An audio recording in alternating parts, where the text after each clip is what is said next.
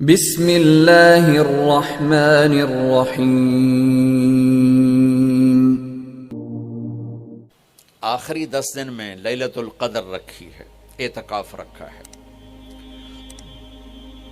پہلی امتوں کے لیے یہ نہیں تھا کہ پچھلے سارے گناہ معاف ہو جائیں، یہ ہمارے لیے کہ ہمارے پچھلے سارے گناہ معاف ہو جاتے۔ اللہ تعالیٰ کا عرش پہلے آسمان پہ آ جاتا ہے، جنت کے دروازے کھل جاتے ہیں، جہنم کے بند ہو جاتے ہیں، شیطان قید ہو جاتے ہیں، اور سمندر کی مچھلیاں اور زمین کی چونٹیاں تک روزہ رکھنے والوں کے لیے دعا کرتی ہیں، اور اللہ تعالیٰ جنت کو روزانہ کہتا ہے ان قریب میرے نیک بندے بندیاں آنے والے ہیں، تو ان کے لیے میک اپ کر لے، تو ان کے لیے تیار ہو جائے۔ یہ اللہ تعالیٰ کی رحمت کو لینے کا سیزن ہے۔ پہلی امتوں کو اعتکاف نہیں ملا تھا، ہمیں اعتکاف ملا ہے کہ 10 دن اللہ دے بوئے تے پہ جاؤ، یا اللہ تیرے کو معافی کروا کے ہی اٹھنا ہے، ہمیں اٹھنا ہی کوئی نہیں۔ تو جو دروازے پہ آ جاتا ہے آدمی اسے معاف کر ہی دیتا ہے۔ کوئی بہت ہی سخت دل والا ہو تو معاف نہ کرے، ورنہ بڑے سے بڑے غصے والے بھی کہتے اچھا جی جاؤ معاف کیتا۔ اس میں ایک لیلۃ القدر ہے، وہ بعد میں بات کرتا ہوں۔ پھر اللہ تعالیٰ نے اس میں غریب آدمی کی کہ روزے اچھے گزر جائیں، عید اچھی گزر جائے، اس کے لیے اللہ تعالیٰ نے صدقہ فطر رکھا ہے۔ ہم اسے عید کے ساتھ جوڑ دیتے، پہلی رمضان سے دینا چاہیے تاکہ غریب اپنا کوئی روزہ تو رکھ سکے۔ پہلے رمضان سے 29 رمضان تک جب مرضی دے دیں، اور اگر وہ فطرانہ ادا نہیں کرتا تو اس کے روزے اس کے سر کے اوپر سے بھی نہیں جاتے، وہیں کھڑے رہتے ہیں۔ اور عام طور پر یہاں اخبار میں ٹی وی پر گندم کے لحاظ سے آتا ہے 2 سیر کنک دے دو، وہ تھوڑے سے پیسے ہیں، 100-200 روپے ہے۔ میں آپ کو آپ سب مالدار لوگ بیٹھے ہیں، میں آپ کو اپنے نبی کا صدقہ فطر بتاتا ہوں کہ آپ کیا دیتے تھے۔ آپ کشمش دیتے تھے، کھجور دیتے تھے، جو بھی دیے ہیں۔ تو کشمش 3 کلو، بازار میں 3.5 کلو، بازار میں جا کے پوچھیں جو سب سے اچھی کشمش ہو، یا پھر درمیانی، گھٹیا نہیں درمیانی اور سب سے اچھی، پتہ کرے وہ کتنی ہے، 1000 روپے کلو ہے، 1500 روپے کلو ہے۔ آپ کے گھر کے 4 افراد ہیں تو ایک گھر سے 6000 روپیہ غریب کو جائے گا۔ آج تو 6000 میں ایک ہفتہ نہیں گزرتا۔ تو اب سب سے عرض کرتا ہوں ویسے بھی خیرات کریں، افطاریاں کروائیں، اور صدقہ فطر کشمش کے حساب سے دیں۔ یہ آپ سب بھائی بہنوں کی خدمت میں گزارش ہے۔ اللہ نے آپ کو رزق دیا، خرچ کریں، یہی آپ کے ساتھ جائے گا، باقی سارا ادھر ہی رہ جائے گا۔ لیلۃ القدر، انا انزلناہ فی لیلۃ القدر وما ادراک ما لیلۃ القدر لیلۃ القدر خیر من 1000 شہر تنزل الملائکۃ فیہا باذن ربہم من کل امر سلام ہی حتی مطلع الفجر۔ ہم نے قرآن کو لیلۃ القدر میں اتارا، تمہیں کیا خبر کہ لیلۃ القدر کیا ہے؟ لیلۃ القدر 1000 مہینوں سے بہتر ہے۔ اس میں فرشتے اترتے ہیں اور یہ صبح تک رہتی ہے۔ لفظ قدر عربی میں اس کا ایک مطلب ہے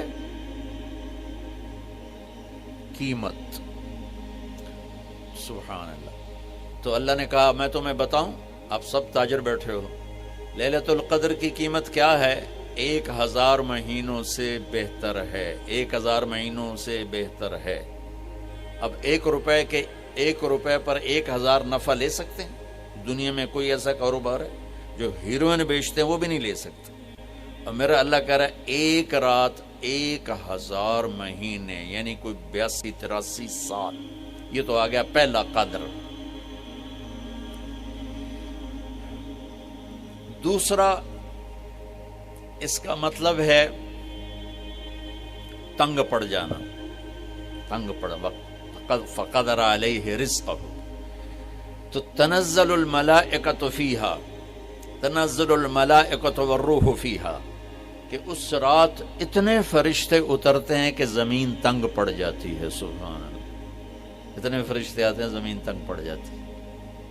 تیسرا مطلب ہے قدر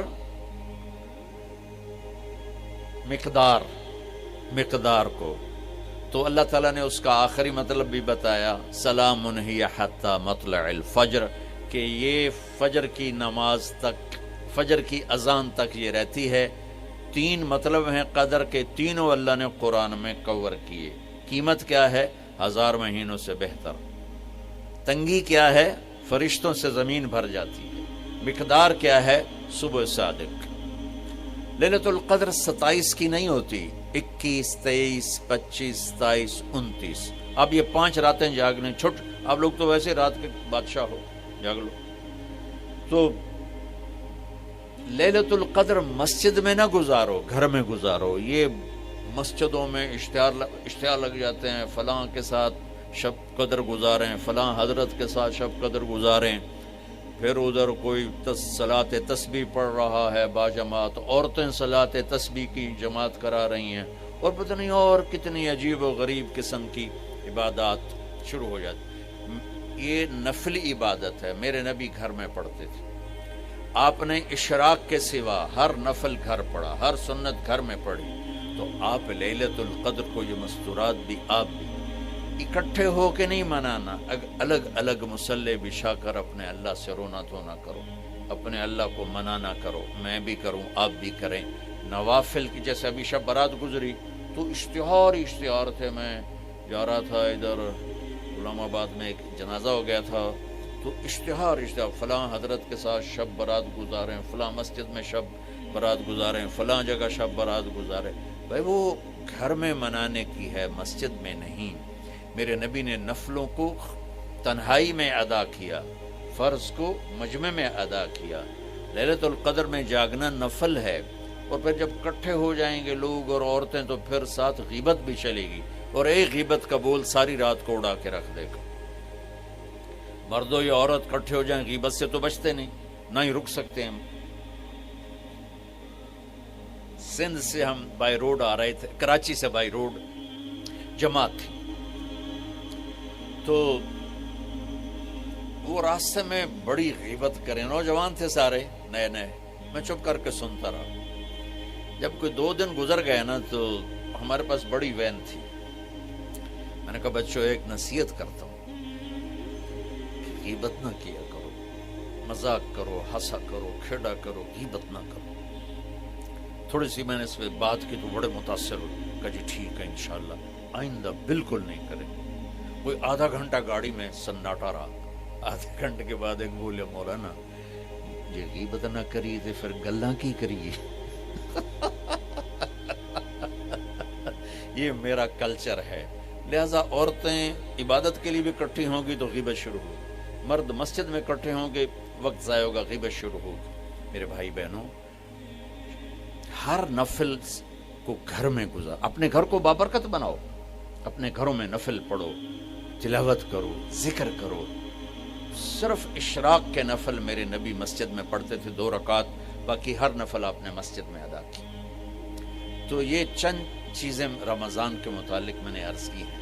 اب ایک بڑی اہم بات میں آپ کے سامنے عرض کرنا چاہتا ہوں، رمضان کی دولت کسے ملے گی، رمضان کی برکات کس سے ملیں گی، اور کون محروم ہو جائے گا؟ آپ نے فرمایا 4 آدمی ایسے ہیں جن کی رمضان اور شب قدر میں بھی بخشش نہیں ہوتی، بس اس سے ہم اپنے آپ کو بچا لیں۔